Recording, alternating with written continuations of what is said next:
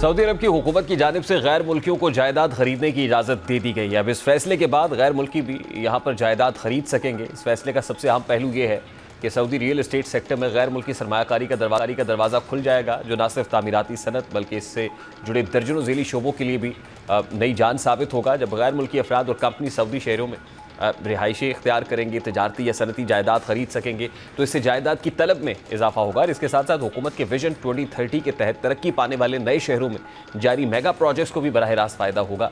इसके अलावा गैर मुल्की सरमायाकारी से नए शहरों की तरक्की की रफ्तार तेज़ होगी, मुलाजमतों के नए मौके पैदा होंगे और मकामी मईशत को तनोव मिलेगा।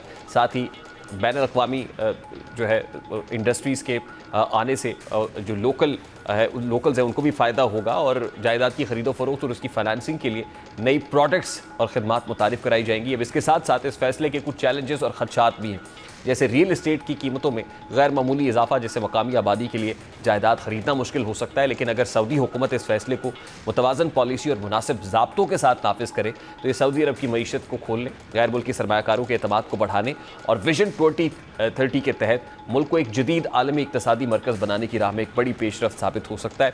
मजमूई तौर पर देखा जाए तो ये फैसला सऊदी अरब के लिए सरमायाकारी, रोज़गार, टेक्नोलॉजी की मुंतकली और माशी तरक्की के वसी मौके पैदा करने की भरपूर सलाहियत रखता है। माजी में गैर मुल्कियों को सऊदी अरब में सिर्फ रिहायशी प्रॉपर्टी खरीदने की इजाज़त थी, लेकिन नए तरमीमी कानून के मुताबिक अब गैर मुल्की सऊदी अरब में कमर्शियल और इंडस्ट्रियल प्रॉपर्टीज़ भी खरीद सकते हैं।